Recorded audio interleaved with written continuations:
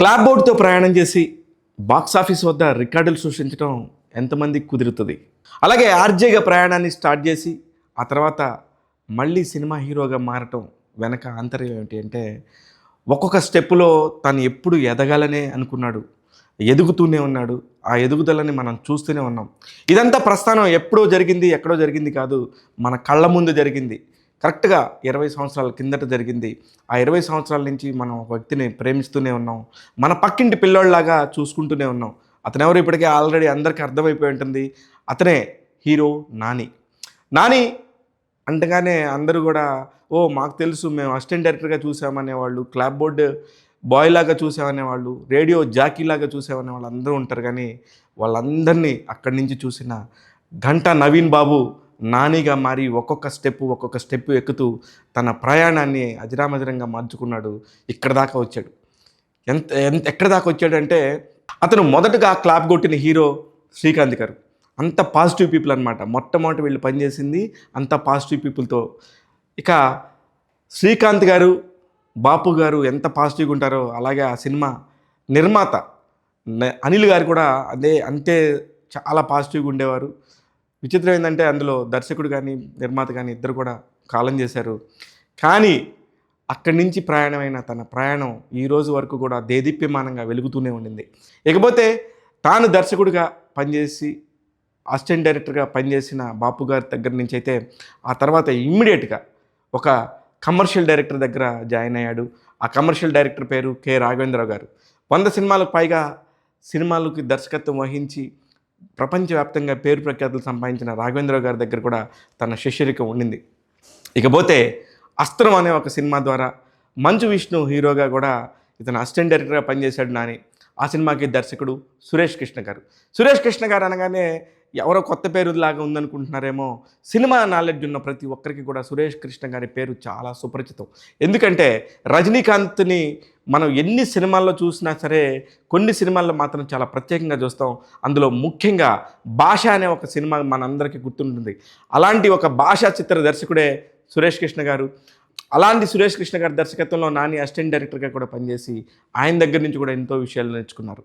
ఇకపోతే ఇంకొక దర్శకుడు కూడా మనం ఆయన ఖచ్చితంగా మెన్షన్ చేయాలి. ఆయన డి అనే సినిమా ద్వారా ప్రపంచవ్యాప్తంగా పేరు సంపాదించుకున్నాడు. గతంలో కూడా అనేక సినిమాలు చేసినప్పటికీ కూడా ఇప్పటికీ కూడా స్టిల్ ఒక హాస్యానికి సంబంధించి గొప్ప దర్శకుడు ఎవరు అంటే ఖచ్చితంగా ఈ జనరేషన్కి సంబంధించి శ్రీను వైట్ల గారని చెప్పాలి.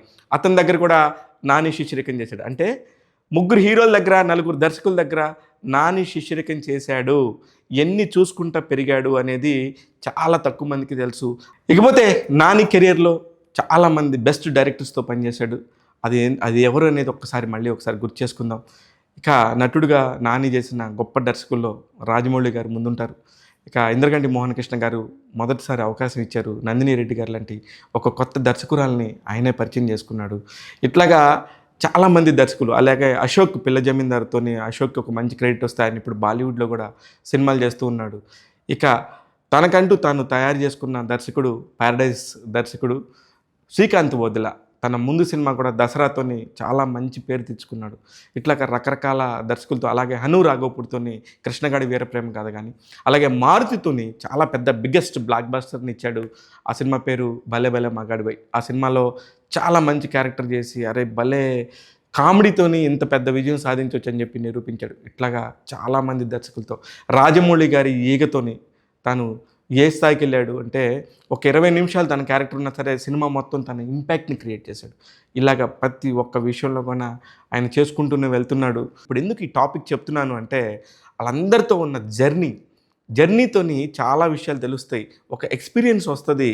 అందుకే నాని మన పక్కింటి కుర్రోళ్ళలాగా చేయాలన్నా కూడా చాలా ఈజీగా చేయగలడు. ఒక కమర్షియల్ బ్లాక్ బస్టర్ హిట్లో కూడా నటించి మాస్ ఇమేజ్ తెచ్చుకోవాలన్నా చాలా ఈజీగా ఆ క్యారెక్టర్లోకి రంగప్రవేశం చేయగలడు. అంత ఈజీగా ఎందుకు చేయగలుగుతున్నాడంటే ఈ ఎక్స్పీరియన్స్ అంతా అతనికి ఎంతో హెల్ప్ అయింది. ఇలాగా చేస్తున్న టైంలో అసిస్టెంట్ డైరెక్టర్ పని అయిపోయింది. వాట్ నెక్స్ట్ అనుకున్నప్పుడు ఎందుకో సరే మనం కూడా మాట్లాడగలం, సినిమా నాలెడ్జ్ ఉంది కదా అని నేమ్ ఈజ్ నాని అనే ఒక పేరుతోని శాటిలైట్ ఛానల్లోని ఒక రేడియో జాకీగా కూడా పనిచేశారు. అక్కడ దర్శకుడు ఇంద్రగంటి మోహన్ కృష్ణ గారితో ఉన్న చిన్న పరిచయంతోనే ఈ అష్టాచెమ్మ సినిమాకి ఇతనైతే బాగుంటాడు, మన పక్కింటి కుర్రోడ్లాగా ఉండే కుర్రోడి క్యారెక్టర్ కావాలనుకొని నానిని సంప్రదిస్తే హ్యాపీగా ఆ క్యారెక్టర్ ఒప్పుకున్నాడు.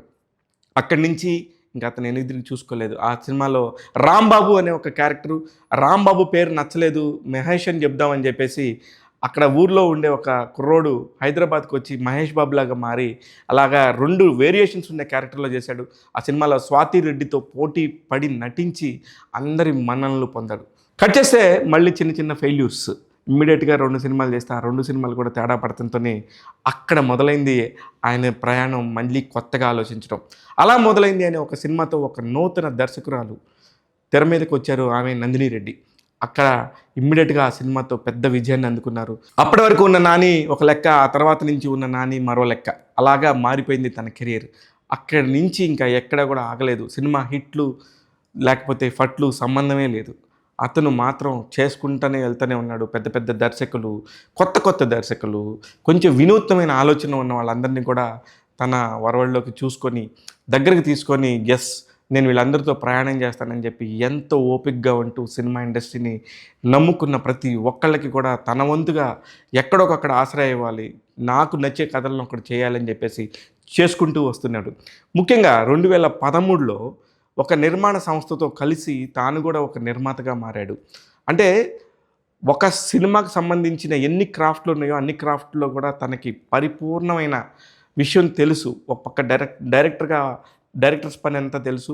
నిర్మాణ సాక్షిలో ఉండే పనులన్నీ కూడా తెలుసుకోవటం కోసం ఎవరైతే ఇప్పుడు రాజ్ నీడిమోర్ అని చెప్పేసి దేశవ్యాప్తంగా పేరు ప్రఖ్యాతులు ఉన్నాయో అలాంటి ఒక నిర్మాణ సంస్థ, అలాంటి వాళ్ళిద్దరు కూడా దర్శకులు, వాళ్ళతో కూడా కలిసి డి ఫర్ దోపిడీ అనే ఒక సినిమాని 2013లో నిర్మించారు నాని. ఆ సినిమాలో నటించిన నటీనటులందరూ కూడా ఇవాళ మంచి పొజిషన్లో ఉన్న సంగతి అందరికీ తెలిసిందే. అయితే ఇట్లా కాకుండా అప్పుడున్న ఒక చిన్న నాలెడ్జ్తోని 2018లో తను పూర్తి స్థాయి నిర్మాతగా మారాడు. వాల్ పోస్టర్ సినిమా అనే ఒక బ్యానర్ పెట్టి అక్కడ ప్రశాంత్ వర్మ అనే ఒక దర్శకుడిని పరిచయం చేస్తూ చాలామంది నటీనటులతోని ఒక మంచి ఎక్స్పెరిమెంటల్ ఫిల్మ్ చేశాడు. ఆ సినిమా పేరు ఆ సినిమా ద్వారా చాలా మంచి పేరు రావడంతో తర్వాత ప్రశాంత్ వర్మ ఏ స్థాయికి వెళ్ళాడనేది మనందరం కళ్ళ ముందు చూస్తున్నాం. నాని కెరియర్లో దసరా లాంటి ఒక మాస్ ఎలిమెంట్తో ఉన్న సినిమా వస్తుందని చెప్పి ఎవరు ఊహించుంటారు. నిన్నగాక మొన్న వచ్చిన హిట్ 3 సినిమాకి సంబంధించి కూడా అంత పెద్ద మాస్ ఎలిమెంట్స్ ఉన్న సినిమా క్యారెక్టర్ నాని చేస్తాడని ఎవరు అనుకుని. వీటన్నిటికీ కూడా కారణాలు ఏంటంటే తాను ఎక్కడ కూడా నేనేదో పక్కింటి అబ్బాయి అనుకున్నారు, నాలో ఈ యాంగిల్ ఉంది, ఈ కోణం ఉంది, ఇలాంటి కథ చేయగలను అని చెప్పేసి ప్రతి ఒక్క దగ్గర కూడా ఒక లవర్ బాయ్ అంటే ఒక టైంలో నాని నేనేమా అన్నట్టుగా అనిపించారు. త్వరలోనే చిరంజీవి గారు హీరోగా నటిస్తున్న ఒక సినిమాకి నిర్మాతగా కూడా మారుతున్నారంటే ఎక్కడి నుంచి గ్రాఫ్ ఎక్కడి దాకా పెరిగింది. సినిమాకి వాల్యూ ఇచ్చుకుంటూ, సినిమా ఇండస్ట్రీని నమ్ముకుంటూ, సినిమా ఇండస్ట్రీలోని టాలెంట్ని వెతుకుతూ దాంతోపాటు తాను కూడా ఎదుగుతూ ఉన్న ఒకే ఒక క్యారెక్టర్ నాని. ఎందుకు ఇంత గొప్పగా చెప్తున్నామంటే తన డే 1 మొదటైన రోజు నుంచి ఈ రోజు వరకు లెక్క తీసుకుంటే ఇదేదో 30-40 ఏళ్ల ప్రస్థానం ఏం కాదు. జస్ట్ కరెక్ట్గా 20 సంవత్సరాల్లో ఎన్ని పనులు చేయగలడో అన్ని పనులు చేయగలడు. అందుకే నాని మల్టీ టాలెంటెడ్. ఆయన ఎక్కడ కూడా ఆగడు, ఇంకా ఇంకా ఎదుగుతూనే ఉంటాడు, ఇంకా ఇంకా నెక్స్ట్ లెవెల్కి వెళ్తూనే ఉంటాడు. చిన్నగా ఇలానే ఒక పాన్ ఇండియా స్టార్గా కూడా మారటానికి తను సన్నాహాలు చేసుకుంటున్నాడు. రాబోయే సినిమాలన్నీ కూడా చాలా క్రేజీ ప్రాజెక్ట్స్. ఇదివరకు అతనితో సినిమా చేస్తే చాలనుకునే నాని ఈ రోజున 100 కోట్ల సినిమాలని చాలా అలవోకగా చేయగలుగుతున్నాడు. తన దగ్గరకు వచ్చి ఒక మంచి స్క్రిప్ట్ ఉంటే ఖచ్చితంగా విని ఓపికతోని జడ్జ్ చేయగలుగుతున్నాడు. 2025లోనే మనం గమనిస్తే కోర్ట్ అనే సినిమా ద్వారా ఎంత మంచిగా ఒక చిన్న బడ్జెట్తో తీసిన సినిమాకి ఒక 10 టైమ్స్ లాభంతో ఎలా ముందుకు రావచ్చు అనేది కూడా అందరూ కూడా చూస్తూనే ఉన్నారు. కానీ నానికి మాత్రం ఎందుకు సక్సెస్ వస్తుంది, మిగతా వాళ్ళకి ఎందుకు రావట్లేదంటే వీళ్ళందరితో ఉన్న జర్నీ, అతనికి ఉన్న ఎక్స్పీరియన్స్, ఎక్కడ ఏ ఆడియన్స్కి ఏ జనాలకి ఎలాంటి పాయింట్ పడుతుంది అనేది నానికి పల్స్లో తెలుసు. ఈరోజు నాని జన్మదినం కరెక్ట్గా 42 సంవత్సరాలు పూర్తయినాయి. ఈ 42 సంవత్సరం వచ్చేసరికి నాని ఇంతగా ఎదుగుతాడని నాని కూడా అనుకుని ఉండడు. ఇంకా ఇంకా కూడా ముందుకు వెళ్ళాలని చెప్పి మనస్ఫూర్తిగా కోరుకుంటూ టాక్ తెలుగు ఆయన్ని విష్ చేస్తుంది. చూస్తూనే ఉండండి టాక్ తెలుగు. ఇలాంటి మరిన్ని మంచి విషయాలతో మీ ముందుకు వస్తుంటాను. నేను మీ శివ మల్లాల.